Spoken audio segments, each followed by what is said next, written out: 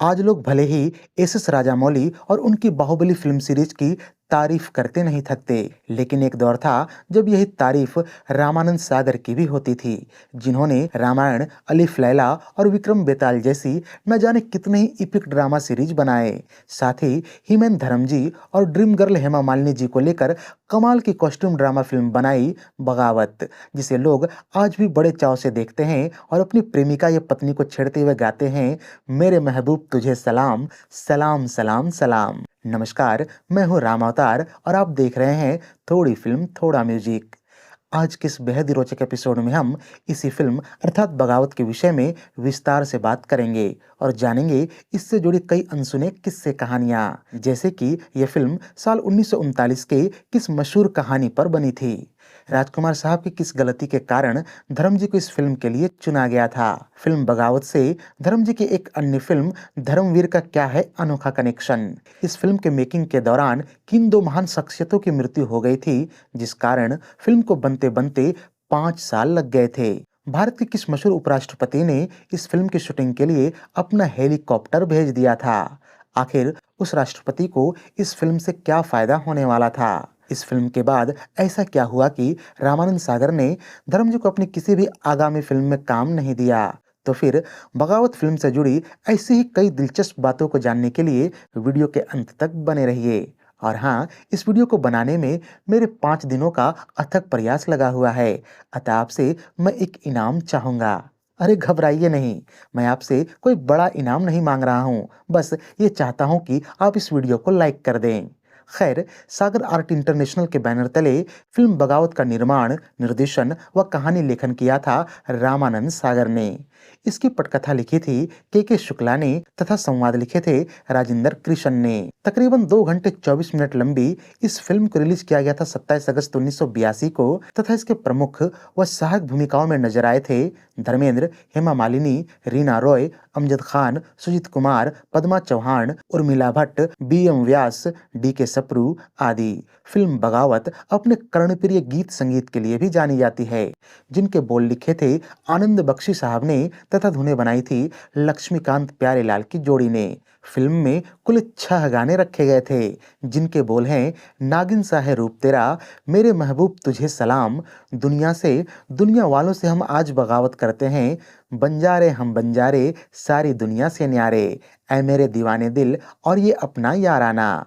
Film के इन गीतों में अपनी मधुर आवाज दी थी मोहम्मद रफ़ी, आशा भोसले, महेंद्र कपूर, शब्बीर कुमार और राजेश्वरी ने। फिल्म बगावत साल 1982 में सर्वाधिक कमाई करने वाली फिल्मों के 13वें स्थान पर रही थी।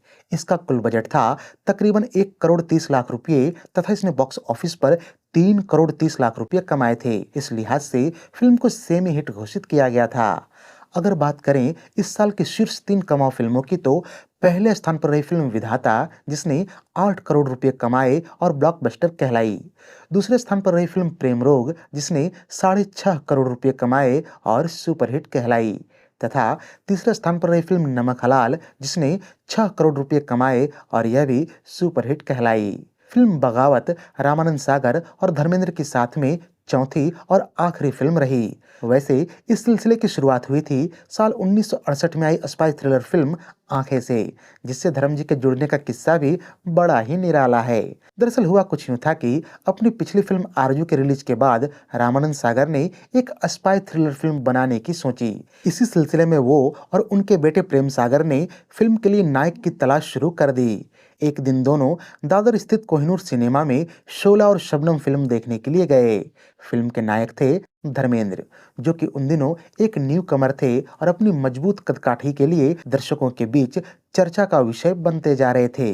रामानंद सागर को भी धर्मेंद्र खूब जचे, खास करके धर्मेंद्र के हाथों ने उन्हें इस बात के लिए आश्वस्त कर दिया कि जब ये हाथ पिस्तौल पकड़ेंगी तो पर्दे पर मानो कयामत ही आ जाएगी। इस तरह से धर्मेंद्र को सागर साहब ने फिल्म के लिए चुन लिया।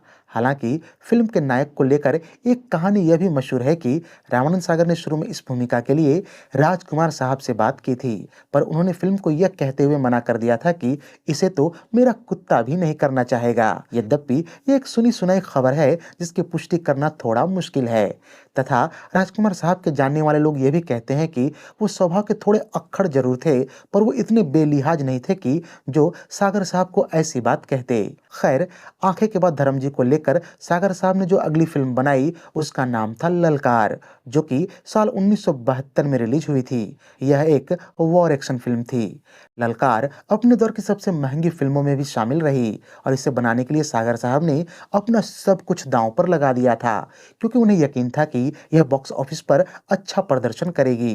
वैसे फिल्म के सक्सेस को लेकर सागर साहब इसलिए भी इतना आश्वस्त थे क्योंकि यह इसी नाम से लिखी गई उनकी एक बहुचर्चित उपन्यास पर बनी थी, जिसके चर्चे उन दिनों हर पाठक की जुबान पर था। वैसे आप ललकार फिल्म पर भी अननोन फैक्ट्स की एक वीडियो चाहते हो तो हमें कमेंट बॉक्स में लिखकर जरूर बताएं कि मैं ललकार फिल्म पर एक अननोन फैक्ट की वीडियो बना दूं। खैर, फिल्म ललकार के बाद धर्मजी और सागर साहब की तीसरी फिल्म आई चरस, जो कि साल 1976 में रिलीज हुई थी। फिल्म चरस कई मायनों में धर्म जी के लिए एक खास फिल्म रही, क्योंकि इसकी शूटिंग के दौरान उनका और हेमा जी का रोमांस अपने चरम पर था। बता दूं कि इसकी अधिकतर शूटिंग यूरोपियन कंट्री माल्टा में हुई थी।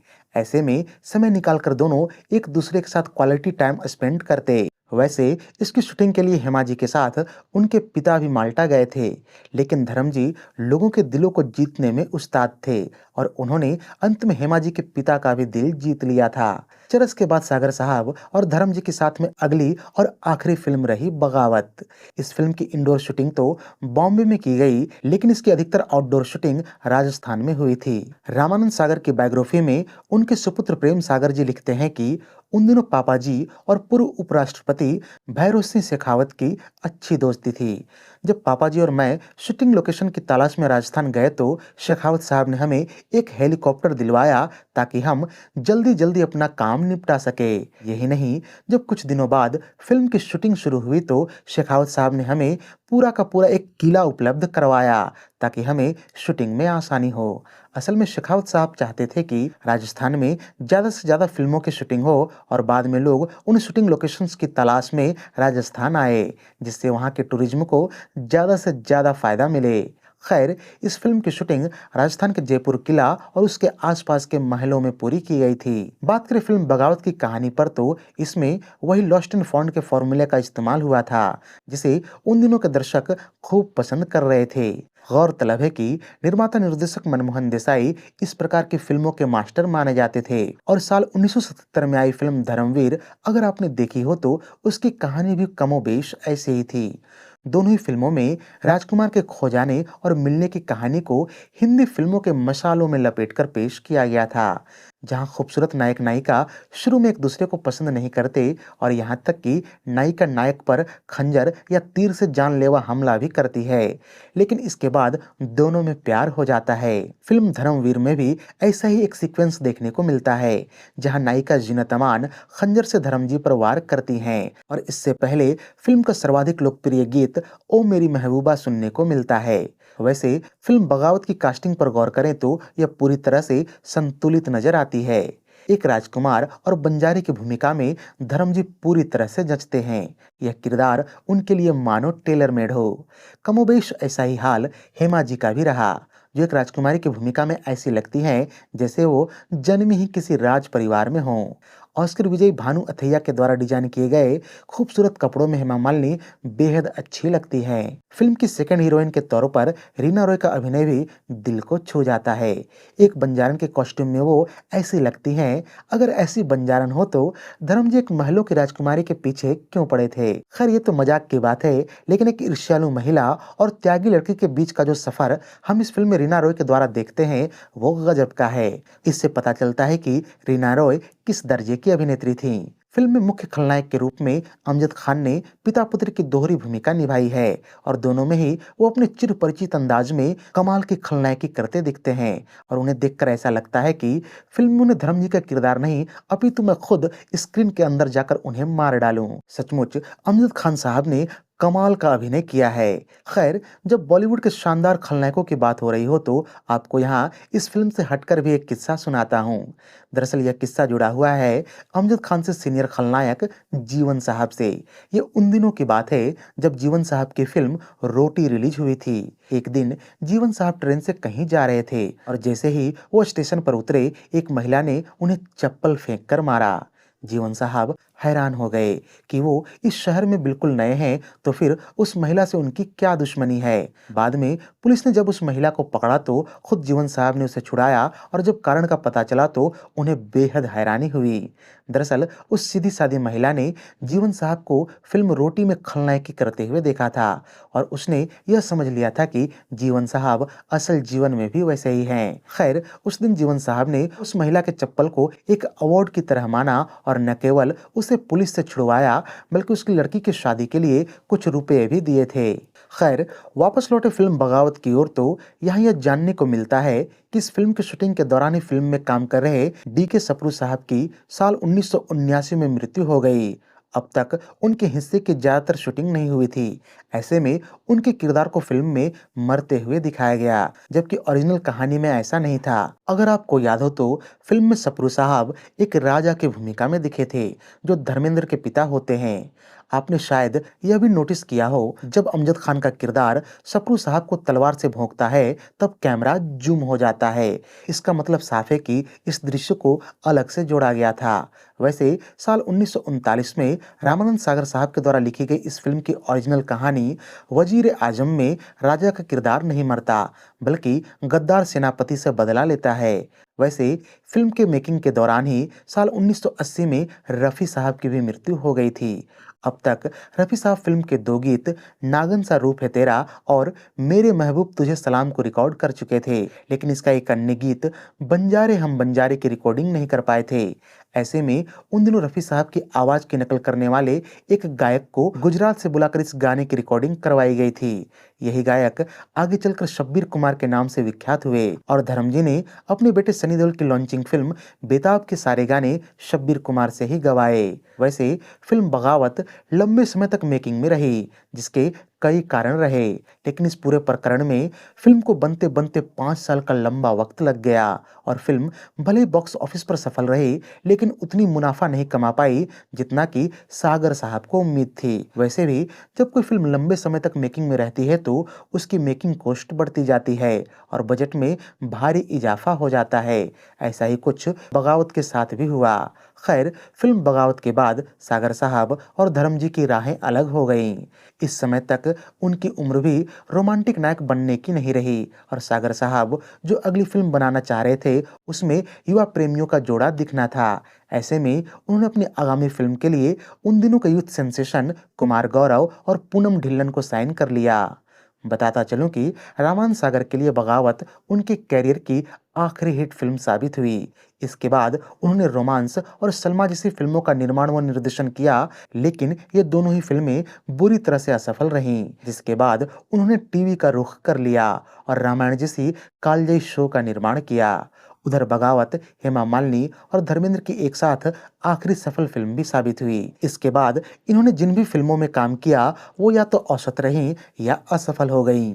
जैसे कि राजपूत औसत साबित हुई, रजिया सुल्तान डिजास्टर रही, राज तिलक औसत रही और जान हथेली पर फ्लॉप हो गई। बहरहाल, वीडियो के अंत में फिल्म बगावत से जुड़ा दो बोनस फैक्ट्स भी आपको बताता चलूं। पहला यह कि 1977 में जब यह फिल्म बननी शुरू हुई थी उस वक्त इसका नाम बगावत नहीं बल्कि प्यार की अमर कहानी रखा गया था, लेकिन फिल्म जैसे जैसे बनती गई सागर साहब को इसका नाम कुछ खास पसंद नहीं आने लगा। ऐसे में उन्होंने अपने सहयोगियों के साथ सलाह मशवरा करके इसका नाम प्यार की अमर कहानी से बदलकर बगावत कर दिया। दूसरा बोनस फैक्ट यह है कि इस फिल्म में धर्मेंद्र के दोस्त के रूप में एक हाथी को दिखाया गया था। दरअसल इस हाथी को दक्षिण भारत से मंगवाया गया था और इसका नाम गणेश था। इस हाथी को अक्सर चिन्नप्पा देवर अपनी फिल्मों में प्रयोग करते थे, जो जानवरों पर फिल्में बनाने के लिए मशहूर थे। साल 1971 में आई हाथी मेरे साथी और 1976 में आई माँ जैसी लोकप्रिय फिल्में चिन्नप्पा देवर ने ही बनाई थी। वैसे फिल्म हाथी मेरे साथी पर भी कुछ ही दिनों पहले मैंने ऐसी ही एक वीडियो बनाई है। अगर आप उस वीडियो को देखना चाहते हो तो उसका लिंक इस वीडियो के अंत में मिल जाएगा। तो ये थी धर्मेंद्र और हेमा मालिनी की मशहूर फिल्म बगावत पर हमारी एक विशेष प्रस्तुति। उम्मीद है कि ये वीडियो आपको बेहद रोचक लगी होगी। अगर वीडियो पसंद आई हो तो इसे लाइक व शेयर भी कर दें तथा ऐसे ही अन्य दिलचस्प वीडियोज की नोटिफिकेशन पाने के लिए चैनल को सब्सक्राइब करके बेल आइकन में ऑल का बटन दबाना न भूलें। धन्यवाद।